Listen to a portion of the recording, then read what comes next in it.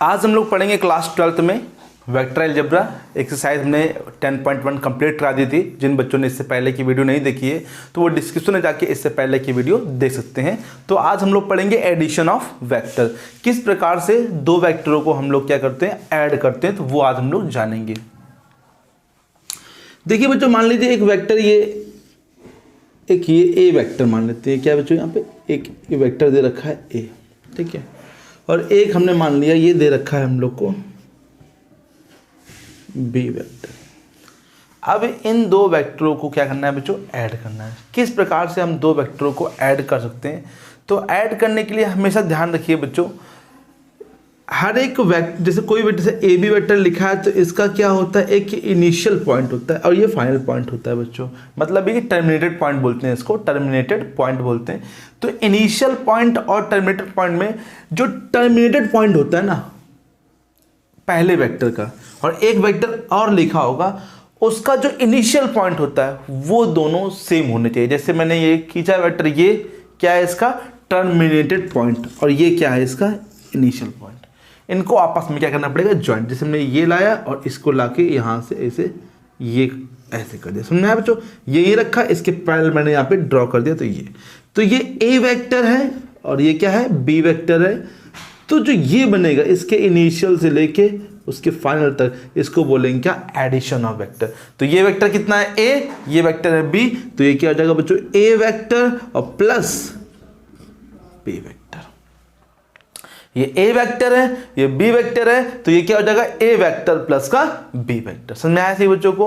अगर मान लीजिए इसकी डायरेक्शन को घुमा दें, इसकी डायरेक्शन को उधर कर दें, इस साइड इस तरफ कर दें, मान लीजिए माइनस का बी कर दें, है ना, बी है तो क्या हो जाएगा, निगेटिव वेक्टर हो जाएगा। तो आप ये जब निकालेंगे ये चीज़, तो ये क्या कहलाएगा, ए माइनस बी, ठीक है, सब्ट्रैक्शन ऑफ अ वेक्टर। तो ये जब पॉजिटिव वेक्टर होगा और ए वेक्टर होगा तो यहाँ पे क्या होगा, ए प्लस बी, और इसका माइनस बी कर देंगे तो क्या हो जाएगा, ए वेक्टर माइनस का वी वेक्टर, ठीक है।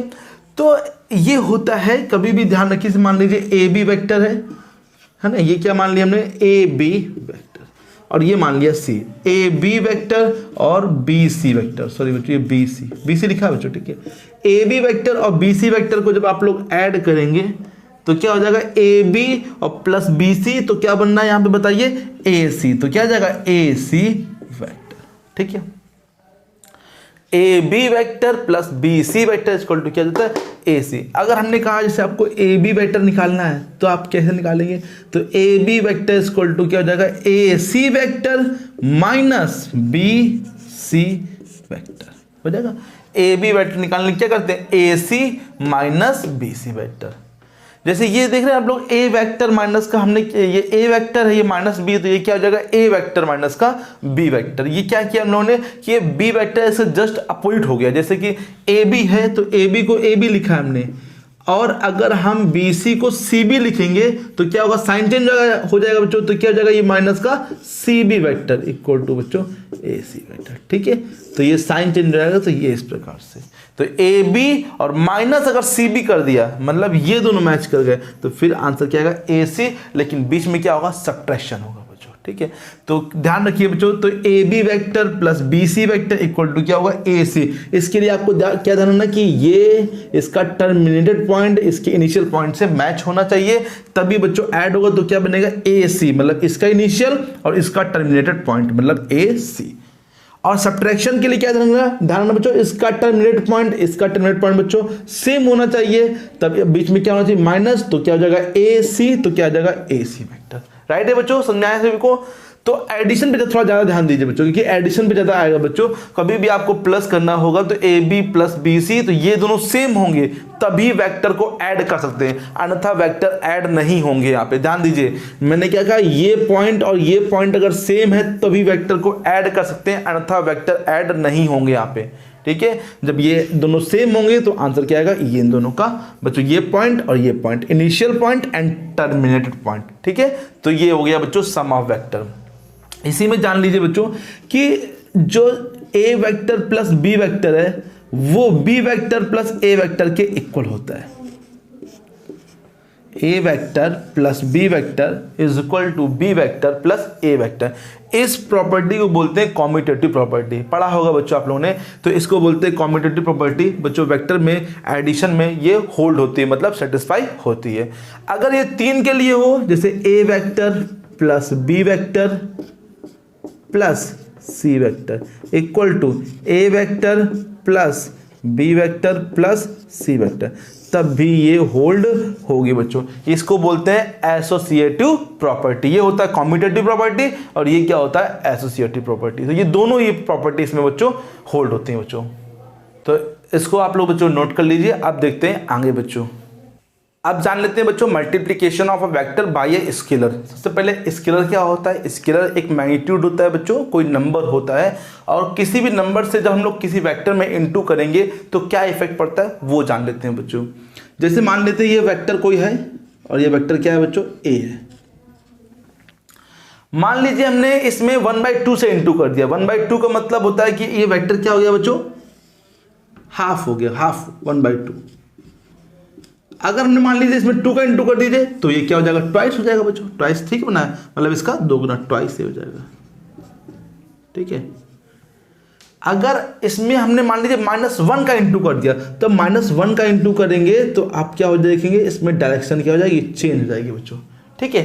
ये क्या हो जाएगा, माइनस का ए वेक्टर हो जाएगा बच्चों। इसी प्रकार से आप कोई भी स्केलर का इंटू करेंगे तो आप क्या पाएंगे कि ये जो वेक्टर है वो कोलिनियर रहेंगे बच्चों। कोलिनियर का मतलब या तो सेम डायरेक्शन रहेगी या तो फिर डायरेक्शन क्या हो जाएगी, चेंज हो जाएगी। या तो सेम डायरेक्शन रहेगी, देखिए डायरेक्शन सेम, या तो फिर डायरेक्शन क्या हो जाएगी, चेंज हो जाएगी, बट कोलिनियर रहेंगे। कोलिनियर का मतलब होता है बच्चों पैरेलल रहेंगे बच्चों। तो जब भी किसी स्केलर से किसी वेक्टर में इनटू करते हैं बच्चों, तो उस क्या क्या चीज चेंज होती है बच्चों, या तो डायरेक्शन चेंज हो सकती है या तो मैग्नीट्यूड चेंज हो सकता है, बट वो वेक्टर जो होंगे हमेशा पैरेलल ही रहेंगे बच्चों। ओके। पैरेलल का मतलब होता है कोलिनियर वेक्टर रहेंगे, उसमें और कोई चेंजमेंट नहीं आएगी, बस उसके डायरेक्शन और उसके मैग्नीट्यूड में बच्चों चेंजमेंट आता है और कोई भी चेंजमेंट नहीं होता है। ठीक है। तो जब भी किसी स्केलर, मान लीजिए कोई ए वेक्टर है और कोई हमने एक लैम्डा मान लिया, lambda is a scalar quantity, और जब लैम्डा से इनटू करेंगे बच्चों लैम्डा ए वेक्टर, तो क्या क्या चीज चेंज होगी बच्चों, मैग्नीट्यूड या फिर डायरेक्शन। ओके बच्चों, 2 चीजें चेंज हो सकती हैं बच्चों, डायरेक्शन या फिर मैग्नीट्यूड यहाँ पे चेंज हो सकता है बच्चों। ओके। तो इसी से जान लेते हैं फॉर्मूला बच्चों, हम लोग का एक फॉर्मूला हम लोग को बनाना है बच्चों यूनिट वेक्टर का है। A cap equal to formula होता है वेक्टर ए अपॉन में मैग्नीट्यूड ऑफ ए वेक्टर। ये फॉर्मूला कैसे बना ये जान लेते हैं बच्चों। ए कैप क्या होता है, ए कैप यूनिट वेक्टर होता है जिसका मैग्नीट्यूड क्या होता है बच्चों, 1 होता है। मान लीजिए कोई ए वेक्टर हम लोग को गिवन है, ए वेक्टर एक गिवन है और उसमें हमने लैम्डा का इंटू कर दिया, और लैम्डा का इंटू करने के बाद इसकी वैल्यू क्या हो गई बच्चों, 1 हो गई बच्चों। ठीक है। इसका मैग्नीट्यूड कितना हो गया, 1। मतलब लैम्डा एक ऐसी वैल्यू है, मतलब इसका मैग्नीट्यूड कुछ भी हो, हमने लैम्डा का इंटू ऐसे किया है कि इसका जो मैग्नीट्यूड है कितना हो जाएगा बच्चों, 1। जैसे एग्जांपल के तौर पे समझ लीजिए, मान लीजिए मैग्नीट्यूड ए कितना आ गया, मान लीजिए 2 आ गया, तो हमने इसमें 1/2 का इंटू कर दिया। 1/2 का इंटू करेंगे तो कितना हो जाएगा बच्चों, 1 हो जाएगा। मान लीजिए मैग्नीट्यूड आ गया आपका 3/2, कितना आ गया, 3/2, तो हम इसमें 2/3 का इंटू कर देंगे। तो स्केलर से इंटू करना इस प्रकार से कि इसका मैग्नीट्यूड कितना आ जाएगा बच्चों, 1। हमने शुरुआत में पढ़ाया बच्चों कि यहाँ पे आप लैम्डा अलग कर सकते हैं, लैम्डा को अलग कर लिया बच्चों और मैग्नीट्यूड ए को अलग कर दिया, equal to 1। That means lambda equal to क्या हो जाएगा, 1 अपॉन मैग्नीट्यूड ए वेक्टर। ठीक है। ये लैम्डा की वैल्यू आ गई। तो लैम्डा की वैल्यू क्या है, 1 अपॉन डिटर्मिनेंट ए है, तो देयरफॉर यूनिट वेक्टर क्या हो जाएगा बच्चों, यूनिट वेक्टर क्या कहलाएगा बताइए बच्चों। ये लैम्डा की वैल्यू कितनी आई, 1 अपॉन डिटर्मिनेंट ए। तो हम लोग का वेक्टर ए निकालना है, तो अगर हम कहेंगे कि लैम्डा ए वेक्टर क्या था बच्चों, लैम्डा ए वेक्टर क्या हो गया था, एक यूनिट वेक्टर हो गया था। क्यों, क्योंकि लैम्डा ऐसा इंटू कराया था कि इसका मैग्नीट्यूड कितना हो गया था, 1। तो लैम्डा की जगह हम लोग क्या रख देंगे बच्चों, 1 अपॉन डिटर्मिनेंट ए। तो फॉर्मूला क्या बन जाएगा, वेक्टर ए अपॉन में डिटर्मिनेंट ए। ठीक है। तो ए वेक्टर अपॉन में determinant A, that means A cap बोलते हैं यूनिट वेक्टर को, तो डिटर्मिनेंट ए अपॉन में वेक्टर ए अपॉन में मैग्नीट्यूड ए वेक्टर। ठीक है बच्चों, ये ए कैप का फॉर्मूला है, ये इसी के हेल्प से मैंने बना दिया, स्केलर क्वांटिटी की हेल्प से। ठीक है, तो ये फॉर्मूला बच्चों ध्यान रखिए, किसका बच्चों फॉर्मूला, यूनिट वेक्टर फाइंड करने का। जब भी आपको यूनिट वेक्टर बच्चों फाइंड करना होगा तो कौन सा फॉर्मूला यूज करेंगे, ए वेक्टर अपॉन में मैग्नीट्यूड ए या फिर डिटर्मिनेंट ए भी, मतलब मैग्नीट्यूड ए या फिर मॉडुलस ए वेक्टर। मॉडुलस को हम लोग क्या बोलते हैं, मैग्नीट्यूड बच्चों। ठीक है, तो बच्चों नोट कर लीजिए। आप देखते हैं बच्चों आगे, आप जान लेते हैं बच्चों कंपोनेंट ऑफ अ वेक्टर, किस प्रकार से हम लोग कंपोनेंट फाइंड करेंगे, तो जान लेते हैं। ये एक्स एक्सेस मान लिया, इसको वाई एक्सेस और ये जेड एक्सेस। बच्चों एक हमने यूनिट वेक्टर मान लिया यहाँ पे एक्स पर, ये क्या है कि आई है, आई। तो यहाँ पर हमने मान लिया जे कैप है और यहाँ पे मान लिया मैंने क्या, के कैप है। ठीक है, आई कैप, ये जे कैप, ये क्या है, के कैप। ये सभी क्या है, आई और जे और ये के जो है यूनिट वेक्टर है। ये क्या बोलते हैं इसका, यूनिट वेक्टर। किसके along, along X axis, y axis and z axis respectively।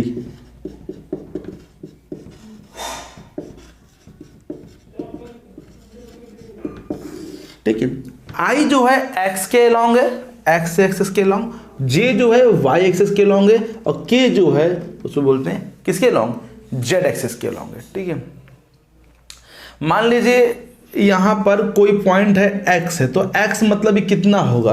अब भाई x जैसे मान लीजिए x यहाँ तक है, यहाँ तक पता नहीं कितना है, तो उसको बोलेंगे xi। क्या बोलेंगे, xi, क्योंकि इसका मैग्नीट्यूड कितना होता है बच्चों, 1 होता है, तो उसे क्या बोलेंगे, xi। अगर कोई y पर है तो क्या बोलेंगे, yj, और कोई z पर है तो क्या बोलेंगे, zk। क्योंकि i j k क्या है, ये तो यूनिट वेक्टर है, वो सभी क्या बच्चों यूनिट वेक्टर्स है, तो उससे कोई इफेक्ट पड़ेगा नहीं। तो इसीलिए हम लोग एक बनाते हैं क्यूबाइड बच्चों, सॉरी बच्चों ये बच्चों रिस्पेक्टली लिखा है। ठीक है, थोड़ा सा गड़बड़ बन गया बच्चों। ठीक है, चलिए समझ आएंगे हम लोग। यहां पे मान लेते हैं पी पॉइंट, और पी पॉइंट की कोऑर्डिनेट क्या है, एक्स वाई और ये जेड। जैसे ये बहुत सारे पॉइंट आपको दिख रहे होंगे, ये पॉइंट दिख रहा होगा, ये पॉइंट दिख रहा होगा, ये पॉइंट दिख रहा है। जैसे मान लीजिए हमने एक पॉइंट लिया ए, तो मैं ए की बात करूं, जैसे ए को दिखाऊं आप लोग को, ए किसके बीच में, एक्स और वाई के बीच में है। तो अगर मैं बात करूं यहाँ पे ओ है, अगर ओ ए वेक्टर की बात करूं, तो ओ ए वेक्टर की बात करूं तो ओ ए जो है वो एक्स और वाई के बीच में है। तो यहां पर क्या लेंगे बच्चों, ओ ए वेक्टर एक्स आई कैप प्लस वाई जे कैप बच्चों। ठीक है, ओ ए वेक्टर लेंगे तो एक्स आई कैप और वाई जे कैप, क्योंकि यहां पर जेड जो है वो नहीं है बच्चों। लेकिन अगर मैं P की बात करूं तो P में x भी है, y भी है, z भी, मतलब x के लिए भी है, y के लिए भी है, z के लिए भी है। जैसे आप इसके लिए बात मान लीजिए B पॉइंट है, अगर मैं OB की बात करूं तो OB वेक्टर आप लोग बता पाएंगे क्या क्या होगा बच्चों। तो OB वेक्टर में देखिए ध्यान से, ये I है और ये क्या है बच्चों, क्या है, K है। तो x I cap plus z K cap, right है बच्चों, जे यहाँ पे नहीं होगा। और जब आप ये लेंगे तो यहाँ पे जे होगा और के होगा, आई यहाँ पर नहीं होगा। लेकिन जब पी की बात करते हैं, पी को लेने के लिए बच्चों, क्या बच्चों पी के लिए बात करता हूं, तो ओपी वेक्टर आप लोग बता पाएंगे क्या होगा बच्चों। ओपी वेक्टर का मतलब है कि एक्स आई कैप, ये सब बच्चों कैप लगे, एक्स आई कैप प्लस वाई जे कैप प्लस जेड के कैप। ठीक है, जहां पर x, y, z को बोलते हैं scalar component of a vector. इसको क्या बोलते हैं, scalar component of a vector, या सिर्फ कंपोनेंट भी बोल सकते हैं, तब भी यहां पे काम चल जाएगा। तो ये क्या है, scalar component of a vector बच्चों। x, y, z को बोलते हैं scalar component of a vector. अच्छा, xi, yj और z को क्या बोलेंगे, तो xi, yj और z को बोलेंगे बच्चों वेक्टर कंपोनेंट। ये क्या है सभी बच्चों, वेक्टर कंपोनेंट है, क्योंकि इसमें क्या है, वेक्टर आई जे के आ गया। और एक्स वाई जेड को बोलेंगे स्केलर कंपोनेंट। और एक्स वाई जेड ये क्या है बच्चों, बताइए, एक्स वाई जेड क्या है बच्चों, scalar component of a vector. I J K क्या है, ये यूनिट वेक्टर है बच्चों along the X Y and Z. जब भी आपको पूछा जाए कंपोनेंट तो आप लोग क्या लिखेंगे, जो एक्स वाई और ये जेड जो भी लिखा हो, जैसे एग्जांपल में 2y + 3j + 4k, तो 2 3 4 जो होंगे वो स्केलर कंपोनेंट होंगे। मैं बच्चों सभी लोग नोट कर लीजिए बच्चों। तो स्केलर कंपोनेंट क्या होता है ये हमने बता दिया आपको कि स्केलर कंपोनेंट इस प्रकार से हम लोग फाइंड कर सकते हैं। ओके बच्चों, देखते हैं बच्चों आगे। अब बच्चों जान लेते हैं कुछ रिमार्क्स। मान लीजिए आपको दो वेक्टर दे रखे हैं, ए वेक्टर इक्वल टू मैंने मान लिया a1i cap plus b1j cap c1k cap, और बी वेक्टर दे रखा है बच्चों a2i cap plus b2j cap plus c2k cap. मान लीजिए दोनों वेक्टर क्या है, कोलिनियर है। कोलिनियर मतलब दोनों पैरेलल हैं। तो अगर पैरेलल है तो क्या बच्चों रिलेशन होगा, अभी मैंने आपको बताया कि a = λb। अगर दो वेक्टर क्या है, पैरेलल है, अभी मैंने आपको बताया था बच्चों जब मल्टीप्लिकेशन आप कर रहे थे बच्चों स्केलर से, तो मैंने कहा जब भी मल्टीप्लिकेशन करेंगे तो वेक्टर क्या होंगे बच्चों, पैरेलल रहेंगे। तो a = λb where lambda is a scalar quantity. ठीक है, तो a की वैल्यू क्या है बच्चों, यहाँ पर a1i plus b1j plus c1k cap. Lambda की जगह लैम्डा, ये a2i cap plus b2j cap plus c2k cap, a1i plus b1j plus c1, इसका इंटू कर लेंगे बच्चों, यहाँ इक्वल का साइन लगा बच्चों। तो lambda a2i cap lambda b2j cap plus lambda c2k cap. Comparing करने पर, ऑन कंपेयरिंग बच्चों कंपेयर करेंगे तो i को i के साथ कंपेयर करेंगे तो a1 = बच्चों lambda a2, that means a1 upon a2 = lambda. उसी प्रकार से इसको तो करेंगे तो क्या हो जाएगा, b1 = लैम्डा b2, तो b1 अपॉन b2 = लैम्डा, और c1 = लैम्डा c2, तो c1 upon c2 = lambda. Therefore a1 upon a2, because ये तीनों ही लैम्डा की वैल्यू है तो तीनों को हम लोग इक्वल कर सकते हैं। तो a1 upon a2, b1 upon b2 और c1 अपॉन c2। ओके बच्चों, जब भी दो वेक्टर पैरेलल होंगे तो उनके जो कंपोनेंट्स के रेशियो हैं वो सेम होंगे। कंपोनेंट क्या होता है, ये कंपोनेंट है कि नहीं है अभी बताया बच्चों। तो कंपोनेंट के जो रेशियो हैं वो सभी सेम होंगे। देख लीजिए आप लोग, कब, जब दो वेक्टर क्या होंगे, पैरेलल होंगे बच्चों। ठीक है, और परपेंडिकुलर हुए, मान लीजिए परपेंडिकुलर है, A and B are perpendicular.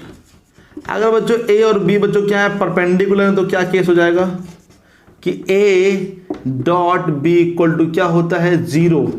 a dot b करेंगे तो a1 a2 करेंगे बच्चों, i का i में करेंगे, प्लस b1 b2 करेंगे, प्लस c1 c2 = 0। ध्यान दीजिए जब भी डॉट करते हैं तो i डॉट j करेंगे तो 0 आएगा बच्चों, i डॉट k करेंगे तब भी क्या आएगा बच्चों, यहाँ पे 0 आता है। तो a1 a2 b1 b2 c1 c2 क्या होता है, 0 होता है। अगर आपको इसको एडिशन करना है, ऐड करना है, तो कैसे करेंगे बच्चों बताइए, a प्लस b करना है बच्चों यहाँ पर, तो आप लोग i को i के साथ ऐड करेंगे, दैट मीन्स i ब्रैकेट के अंदर a1 प्लस a2, ठीक है, प्लस j को j के साथ ऐड करेंगे तो j b1 प्लस b2, ठीक है, सॉरी j कैप है बच्चों c1 k cap c1 plus c2, ठीक है बच्चों, a प्लस b। इसी प्रकार से आप सब्ट्रैक्शन भी कर सकते हैं। ठीक है, अब बच्चों जान लेते हैं जो ये a1 b1 c1 है इनको बोलते हैं कंपोनेंट। इनको एक और चीज बोलते हैं बच्चों, ये कंपोनेंट के साथ साथ बच्चों इनको हम लोग डायरेक्शन रेशियो भी बोलते हैं। अभी हम लोग जब पढ़ेंगे 3 डायमेंशनल ज्योमेट्री तो उसमें मैं बताऊंगा डायरेक्शन रेशियो क्या होता है। तो अभी जान लीजिए ये जो कंपोनेंट्स हैं इनको हम लोग डायरेक्शन रेशियो भी बोलते हैं। a1 b1 c1 क्या है बच्चों, dr है। dr का मतलब डायरेक्शन रेशियो बोलते हैं। ठीक है, जैसे a2 b2 c2 है, इनको भी हम लोग डायरेक्शन रेशियो बोल सकते हैं। ओके, तो ये पूरे नियम बच्चों मैंने यहां तक करा दिए हैं। अब मैं पढ़ाऊंगा 10.2 बच्चों। ठीक है, 10.2 बच्चों मैं आपको नेक्स्ट क्लास में पढ़ाऊंगा, लेकिन आप पहले पूरे नियम ये पढ़ लीजिए बच्चों, अच्छे से समझ लीजिए। अगर आपको कोई नियम नहीं समझ आ रहा तो आप दोबारा भी पूछ सकते हैं। ठीक है बच्चों।